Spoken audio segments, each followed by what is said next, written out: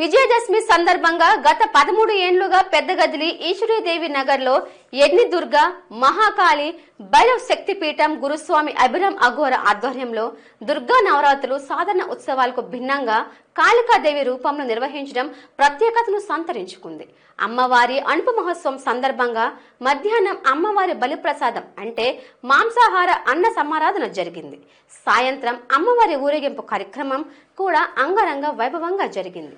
ఉత్సవాలను విజయవంతం చేయటంలో సంపూర్ణ మద్దతు అందించిన గ్రామ ప్రజలకు హృదయపూర్వక ధన్యవాదాలు తెలియజేస్తున్నానని యజ్ఞ దుర్గా మహాకాళి భైరవపీఠం గురువు అభిరామ్ అఘోర అన్నారు. ప్రభుత్వం నుంచి హిందూ భక్తులకు హిందూ ఆశ్రమాలకు ఇలాంటి పండుగల వేళ సహకరించి పండుగలు సజావుగా సాగేలా చూడాలని, ప్రతి హిందువు సొంత డబ్బులతో పండుగలు జరుపుకుంటారని, వారిపై అనుమతుల ఒత్తిడి పెట్టరాదని అభిరామ్ అఘోర వ్యాఖ్యానించారు.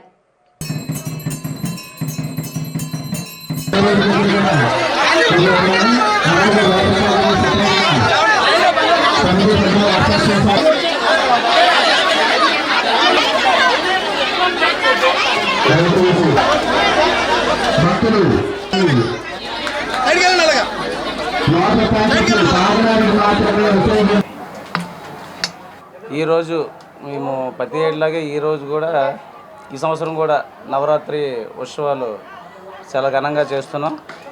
అమ్మవారు మేము నవరాత్రుల్లో అనగా దుర్గమ్మను కాదు కాళీ, ప్రతి సంవత్సరంలాగే కాళీ స్వరూపం అనేది పెడుతుంటాం.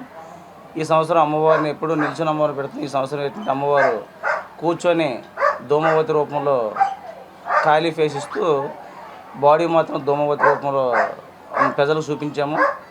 అలాగే ప్రతి సంవత్సరం ఎలాగైతే ఘనంగా చేస్తామో ఈ సంవత్సరం కూడా అలాగే అమ్మవారు కృపతో చాలా ఘనంగా మేమందరం కృషితో అమ్మవారు పూజా కార్యక్రమాలు అన్నీ కూడా నవరాత్రుల్లో చాలా ఘనంగా చేశాము. అలాగే ఈరోజు అన్న ప్రసాదం అంటే అన్న సంతర్పణకి అన్న ప్రసాదంకి చాలా అర్థం ఉంటుంది. అన్న సంతర్పణ అంటే లేని వాళ్ళకి పెట్టేది, అన్న ప్రసాదం అంటే అమ్మవారికి సమర్పించి వాళ్ళకి ప్రజలకి ప్రసాదం కింద ఇచ్చేదే అన్న ప్రసాదం. ఇవాళ అన్న ప్రసాదం కూడా జరుగుతుంది.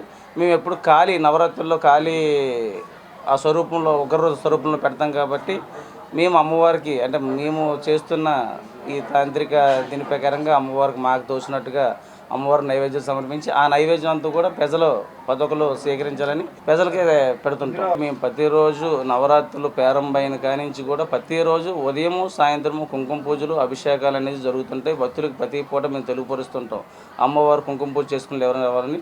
ప్రతిరోజు సాయంత్రం కుంకుమ పూజ చేసుకునేటప్పుడు అమ్మవారు మన గ్రామంలోకి వచ్చింది కాబట్టి వాళ్ళ సరదాలు సందర్లు ఉన్నాయి కాబట్టి ఆ రోజు ఒక రకరకాల ప్రోగ్రాలు కానీ భరతనాట్యము, కూచిపూడి ఇలా రకరకాలు మా గ్రామస్తుల్లో అమ్మవారి కోసమే కొంతమంది లేచుకున్న వాళ్ళు ఉన్నారు. మహిళలు వాళ్ళతో కూడా కోలాటం లాంటివి ఇలాంటివి 9 రోజులు ప్రోగ్రాలు జరుగుతాయి. ఒక 5 రోజులు ప్రోగ్రాలు జరిగినా ఒకరోజు అమ్మవారికి సారి సమర్పించడం అని లేకపోతే పళ్ళ ఊరేగింపవని ఇలాగ రకరకాల కార్యక్రమాలు జరుగుతుంటాయి. నవరాత్రి రోజు దసరా రోజు మాత్రం మహాచండిహోమం అంటే 9 అమ్మవారిని కూర్చుని పెట్టి నవదుర్గ చండిహోమం జరుగుతుంది.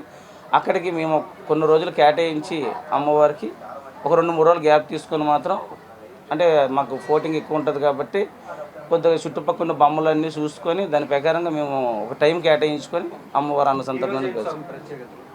ఈరోజు అంటే మనకి ఎప్పుడు మేము ఏకాదశి పౌర్ణమికి ఒక రోజు ముందు ఇలా పెట్టడం మాకు ఆనవాతి. ఎందుకంటే మేము అమ్మవారిని తీసుకురావడము ప్రతి ఒక్కరు అమావాస్య రోజు అంటే దసరా నవరాత్రుల ముందు అమావాస్య వస్తుంది ప్రతి సంవత్సరం. మేము ఎప్పుడు కూడా ఆ రోజే తీసుకొస్తాం, అమావాస్య రోజే తీసుకొస్తాం. ఎవరు అమావాస్య రోజు తీసుకెళ్ళడానికి ముందుకెళ్ళరు. అమావాస్య రోజు తీసుకొచ్చి పౌర్ణమికి వెళ్ళేలాగా మేము ఏర్పాటు చేసుకుంటాం.